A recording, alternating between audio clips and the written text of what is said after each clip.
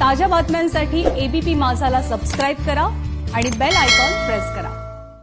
विद्यापीठाच्या लेखी परीक्षा एमसीक्यू पद्धतीने होणार असल्याची माहिती उच्च व तंत्र शिक्षण मंत्री उदय सामंत यांनी दिली आहे। 1 ते 17 ऑक्टोबर दरम्यान ही परीक्षा पार पडणार आहे। प्रॅक्टिकल परीक्षा 25 सप्टेंबर पासून होणार आहे। विद्यार्थ्यांना तयारीसाठी प्रश्नसंचही देण्यात येणार आहे। मराठा आरक्षण उपसमितीची काल महत्त्वपूर्ण बैठक पार पडली। सर्वोच्च यावेळेला स्थगिती उठवण्यासाठी एकजुटीने आणि विरोधी पक्षासह विविध संस्था, संघटना तसंच विधितज्ञ अशा घटकांची समन्वय साधून प्रयत्न करण्याचा निर्णय मुख्यमंत्री उद्धव ठाकरे यांच्या अध्यक्षतेखाली झाल्याचं बैठकीत घेण्यात आलंय। मराठा आरक्षणासाठी कोर्टात बाजू मांडायला सरकार कुठेही कमी पडलं नसल्याचं उद्धव ठाकरेंनी म्हटलं आहे। आरक्षणाला मिळालेली स्थगिती अनपेक्षित असून सर्वोत्तम वकीलही दिले आहेत। शिवाय याबाबत विरोधी पक्षांशी देखील चर्चा केली असून ज्येष्ठ विधिज्ञांच्या सल्ल्याने पुढची रणनीती आखत असल्याचं मुख्यमंत्र्यांनी मराठा समाजाला सांगितलं आहे। मराठा समाजाला न्याय मिळवून देणारच अशी ग्वाही मुख्यमंत्री उद्धव ठाकरे यांनी दिली आहे। न्यायालयाने मराठा आरक्षणाला दिलेली स्थगिती अनपेक्षित आणि अकलनीय असल्याचं मुख्यमंत्री उद्धव ठाकरे यांनी म्हटलं आहे। मराठा आरक्षणासाठी सत्ताधारी आणि विरोधी पक्ष एकत्र काम करत आहेत अशी माहिती उपसमितीचे अध्यक्ष अशोक चव्हाण यांनी दिली आहे। मराठा आरक्षणासंदर्भात विरोधी पक्षनेते देवेंद्र फडणवीस यांचा देखील आम्ही सल्ला घेणार आहोत। 15 तारखेला विरोधी पक्षनेते देवेंद्र फडणवीस मुंबईत आल्यानंतर त्यांच्यासोबत मराठा आरक्षणासंदर्भात बैठक होणार असल्याची माहिती अशोक चव्हाण यांनी दिली आहे। मराठा आमदारांनाच आरक्षण नको आहे असं विधान वंचितचे नेते प्रकाश आंबेडकर यांनी केलंय। गरीब मराठा आणि श्रीमंत मराठा असा हा आरक्षणाचा गोळ असल्याचं त्यांनी म्हटलंय। गरीब मराठ्यांनी आरक्षणासाठी बंड करावं असं देखील आंबेडकर म्हणाले आहेत। आतापर्यंत राज्यातील 29.5 लाख शेतकऱ्यांना कर्जमुक्त केलं असून विक्रमी कापूस खरेदी केल्याची माहिती मुख्यमंत्र्यांनी दिलेली आहे। याशिवाय पूर्व विदर्भामध्ये तातडीची मदत म्हणून 18 कोटी दिल्याचंही मुख्यमंत्री म्हणाले। यासोबतच आता हमीभाव मागायचा नाही, हमखास भाव मागायचा असं देखील मुख्यमंत्र्यांनी म्हटलं आहे। राज्यात ऑक्सिजनची कमतरता असल्याचं मुख्यमंत्री उद्धव ठाकरे यांनी मान्य केलंय। त्यामुळे आता 80% ऑक्सिजन निर्मिती आरोग्य खात्यासाठी केली जाणार असल्याचं त्यांनी सांगितलं आहे। ऑक्सिजन ही आरोग्य खात्याची प्राथमिकता म्हणून निश्चित केली असल्याचं ठाकरे म्हणाले। मुख्यमंत्र्यांच्या कालच्या जनसंवादावरती भाजपचे प्रदेशाध्यक्ष चंद्रकांत पाटील यांनी टीका केली आहे। नाचता येणं अंगण वाकडं अशी स्थिती मुख्यमंत्र्यांची झाल्याचं पाटील म्हणाले। राज्यात काल दिवसभरामध्ये 22,543 नवे कोरोना रुग्णांचं निदान झालंय। काल 11,549 रुग्ण बरे होऊन घरी परतलेत, तर काल राज्यामध्ये 416 कोरोनाबाधितांच्या मृत्यूची नोंद झाली आहे। राज्यात आतापर्यंत एकूण 7,40,061 कोरोनाबाधित रुग्ण बरे होऊन घरी परतलेत। नागपूरमध्ये आतापर्यंत 50,000 जणांना कोरोनाची लागण झाली आहे, तर काल नागपूरमध्ये दिवसभरामध्ये 2,343 नव्या कोरोनाग्रस्तांची नोंद करण्यात आली आहे। तर आतापर्यंत 39,149 रुग्णांनी कोरोनावरती मात केली आहे। औरंगाबादमध्ये दिवसभरामध्ये 314 नव्या कोरोनाग्रस्तांची नोंद करण्यात आली, तर दिवसभरामध्ये 281 जणांनी कोरोनावरती मात केली आहे। आतापर्यंत 21,813 कोरोनाबाधितांनी कोरोनावरती मात केली आहे। पुणे शहरात काल नव्यानं 1,978 कोरोनाबाधित रुग्ण आढळून आलेत। त्यामुळे पुणे शहरामध्ये आतापर्यंत एकूण 1,19,657 रुग्णसंख्यांची नोंद झाली आहे। पुणे शहरामध्ये उपचार घेणाऱ्या 17,788 रुग्णांपैकी 910 रुग्ण गंभीर असून त्यातील 440 रुग्ण व्हेंटिलेटरवर तर 470 रुग्ण अतिदक्षता विभागामध्ये उपचार घेत आहेत। बीड जिल्ह्यामध्ये कोरोनाचा रुग्णसंख्येमध्ये मोठी वाढ होताना पाहायला मिळते। काल दिवसभरामध्ये 294 रुग्ण पॉझिटिव्ह आढळले। बीड जिल्ह्यामध्ये एकूण कोरोनाबाधितांची संख्या ही 6,791 इतकी झाली आहे। त्यापैकी 199 रुग्णांचा उपचारादरम्यान मृत्यू झालाय, तर आतापर्यंत 2,059 रुग्णांवरती उपचार सुरू आहेत। ठाणे महानगरपालिका क्षेत्रामध्ये दिवसभरामध्ये 347 नव्या कोरोनाग्रस्तांची नोंद करण्यात आली आहे। आतापर्यंत एकूण रुग्णांची संख्या ही 29,316 इतकी झाली आहे। दिवसभरामध्ये 263 रुग्णांनी कोरोनावरती मात केली आहे। लातूर जिल्ह्यामध्ये दिवसभरामध्ये 313 नव्या कोरोनाग्रस्तांची नोंद करण्यात आली आहे। जिल्ह्यामध्ये 12,000च्या पुढे कोरोनाग्रस्तांचा आकडा आता जाऊन पोहोचलाय, तर आतापर्यंत 8,805 रुग्णांनी कोरोनावरती यशस्वीरित्या मात केली आहे। नाशिकमध्ये आज मराठा समाजाची बैठक पार पडली आणि यावेळेला आमदार देवयानी फरांदे बोलायला उभ्या राहिल्या। काही आंदोलकांनी त्यांना बोलण्यास मनाई केली आणि त्यानंतर जोरदार गोंधळ उडाला. प्रचंड गर्दी झाली. कोरोनाच्या संकटामध्ये सोशल डिस्टन्सिंग विसरून सगळेजण एकत्र आल्याचं पाहायला मिळालं. पण त्यानंतर आमदार फरांदे यांचा कोरोना अहवाल हा पॉझिटिव्ह आल्याचं समजलं. त्यामुळे आंदोलकांना चांगलंच टेन्शन आल्याचं पाहायला मिळतंय. माजी राज्यमंत्री अर्जुन खोतकर यांना कोरोनाची लागण झाली आहे. फेसबुकवरती पोस्ट टाकून त्यांनी याबद्दलची माहिती दिली आहे. आपण मुंबईतल्या ब्रीच हॉस्पिटलमध्ये उपचार घेत असून आपल्या संपर्कात आलेल्या नागरिकांनी स्वतः कोरोना टेस्ट करून घ्यावी अशी विनंती देखील त्यांनी केली आहे. बारामतीमध्ये 20 तारखेपर्यंत लॉकडाऊन लागू राहणार आहे. पुढील 3 दिवस बारामतीकरांच्या आरोग्याची तपासणी होणार आहे. गेल्या 7 दिवसांपासून बारामतीमध्ये लॉकडाऊन सुरू आहे. कोरोनाची साखळी तोडण्यासाठी प्रशासनाकडून मीटिंग घेऊन लॉकडाऊन वाढवण्यासंदर्भात निर्णय घेण्यात आला आहे.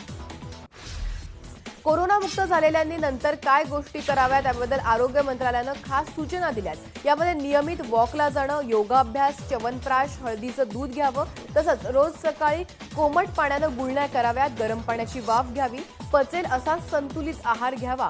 अगदी यामध्ये सगळ्या गोष्टी या नमूद करण्यात आल्या आहेत.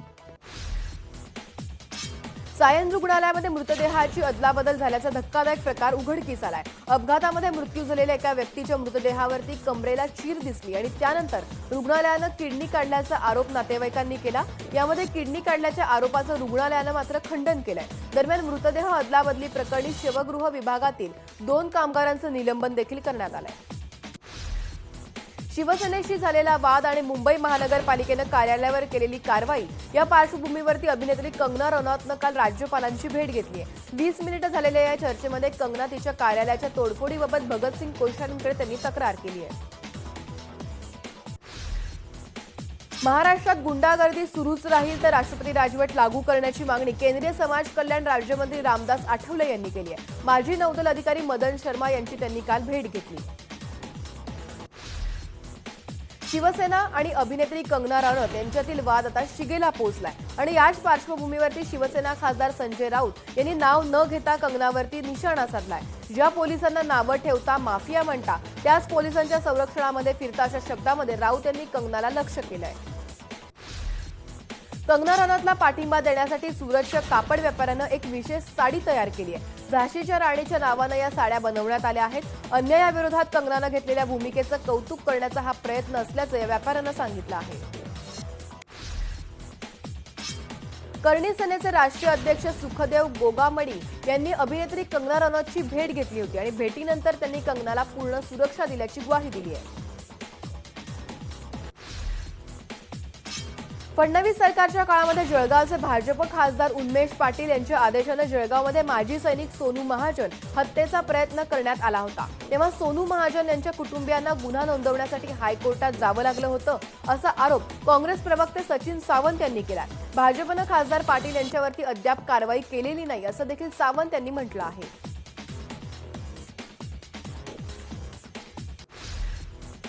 एका राज्यातून दुसऱ्या राज्यात आता एसटी धावणार आहे. आजपासून एसटीचं आंतरराज्य बससेवा सुरू होणार आहे.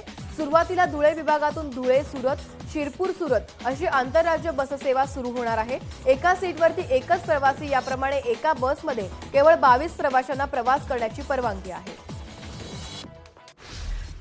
औरंगाबादमध्ये बँक ऑफ महाराष्ट्राच्या मुख्य शाखेसमोर कर्मचाऱ्यांनी खासगीकरणाला विरोध करण्याची शपथ घेतली आहे. केंद्र सरकारनं 5 बँकांचे खासगीकरण करण्याचं ठरवलं आहे आणि यामध्ये बँक ऑफ महाराष्ट्राचा देखील समावेश आहे. त्यामुळे या बँकेचं खासगीकरण करू नये अशी मागणी यावेळेला कर्मचाऱ्यांनी केली आहे. देशभरातील 15 लाख विद्यार्थ्यांची नीटची परीक्षा त्यांनी दिली आहे. महाराष्ट्रातील 2,28,214 विद्यार्थ्यांनी 615 केंद्रावरती ही परीक्षा दिली आहे. यावेळेला कोरोनाचा प्रादुर्भाव रोखण्यासाठी नॅशनल टेस्टिंग एजन्सीकडून उपाययोजना करण्यात आल्या होत्या. नंदुरबार शहरामध्ये विनामास्क फिरणाऱ्या आणि वाहतुकीच्या नियमांचं उल्लंघन करणाऱ्या वाहन चालकांविरोधात कारवाई करण्यात आली आहे. नंदुरबार शहरामध्ये काल जनता कर्फ्यू असल्यानं विनाकारण फिरणाऱ्यांवरती कारवाई करण्यात आली. काल रविवारी 1,500 वाहनधारकांवरती ही कारवाई झाली आहे. नंदुरबार जिल्ह्यामध्ये रोजगाराच्या संधी नसल्यानं नागरिक मोठ्या प्रमाणावरती स्थलांतरित होताना पाहायला मिळतात. नंदुरबार जिल्हा हा आदिवासी बहुल आहे आणि त्यामध्ये जिल्ह्यातून रोजगाराच्या शोधामध्ये पुन्हा मोठ्या प्रमाणावरती स्थलांतर आदिवासी बांधव करतात आणि त्या वाहनांनी गुजरात आणि मध्य प्रदेशमध्ये रोजगाराच्या शोधासाठी जात आहेत. नीट परीक्षेसाठी बुलडाण्यामध्ये कोरोनाच्या पार्श्वभूमीवर सर्व तयारी करण्यात आली होती। जिल्ह्यामध्ये 4540 विद्यार्थ्यांनी परीक्षा दिली आहे। बुलडाणा शहरामध्ये एकूण 11 केंद्र होती। महाराष्ट्राची कुलस्वामिनी आई तुळजाभवानी देवीच्या प्राचीन खजिन्यावरती डल्ला मारणाऱ्यांवरती गुन्हा दाखल करण्यात आलाय। तहसीलदार योगिता कोल्हे यांच्या तक्रारीनुसार तत्कालीन मंदिर व्यवस्थापक दिलीप नाईकवाडीवर हा गुन्हा दाखल करण्यात आलाय। पुण्यातील खेड तालुक्यातील चाकसमान कालव्यामध्ये वाहून जाणाऱ्या 5 जणांना जीवनदान मिळालंय। महिला चालकाचा ताबा सुटल्यानं काल दुपारी ही चारचाकी गाडी सातकरस येथे कालव्यात गेली होती। पाण्याचा प्रवाह होता आणि त्यामुळे वाहून जाऊ लागली ही गाडी आणि त्यामुळे तिथे उपस्थित नागरिकांनी यावेळेला सगळ्यांना बाहेर काढलंय। पंढरपूरमध्ये टाळेबंदीमुळे डोक्यावरती असलेलं कर्ज फेडू न शकल्यानं महिलेनं आत्महत्या केल्याचा आरोप घरच्यांनी केलाय। मायक्रो फायनान्स आणि बचत गटाच्या विरोधामध्ये कारवाईची मागणी देखील मनसेकडून करण्यात आली आहे। महिलेनं बचत गटाकडून कर्ज घेतलं होतं, मात्र लॉकडाऊनमुळे तयार केलेला माल विकला गेला नाही आणि यामध्ये सातत्यानं कर्जाची मागणी होत असल्यानं महिलेनं आत्महत्या केल्याचा आरोप तिच्या घरच्यांनी केलाय। वाशीमध्ये लग्नास नकार दिल्यानं अल्पवयीन मुलीला विष देऊन मारण्याचा प्रयत्न करण्यात आलाय। मनोऱ्यातील रुद्राळ गावामध्ये ही धक्कादायक घटना घडली आहे। दरम्यान मुलीला उपचारासाठी वाशीम येथे दाखल करण्यात आलाय। बेळगावमधील सांबरा विमानतळावरती एका प्रवाशाकडे जिवंत काडतुसं आणि वापरलेल्या काडतुसांचा एक राऊंड सापडलाय। सुरक्षा जवानांनी हा प्रवाशाला ताब्यात घेऊन त्याची चौकशी केली। अरुण भोसले नावाच्या या प्रवाशाला मरीहाळ पोलिसांच्या ताब्यामध्ये देण्यात आलंय। भोसले हे दिल्लीहून बंगळुरूला आणि तिथून बेळगावाला आले होते। बीड जिल्ह्यामध्ये नेकनूर इथून बदली झाल्यानं निरोप घेऊन घराकडे निघालेल्या पोलीस कर्मचाऱ्याच्या वाटेमध्ये अपघाती मृत्यू झालाय। हेड कॉन्स्टेबल पदावरती कार्यरत असलेले महेश आधटराव कर्तव्यदक्ष आणि सरहृदयी स्वभावामुळे लोकप्रिय झाले होते। 2 दिवसांपूर्वी त्यांची बदली गेवराई पोलीस ठाण्यामध्ये झाली होती।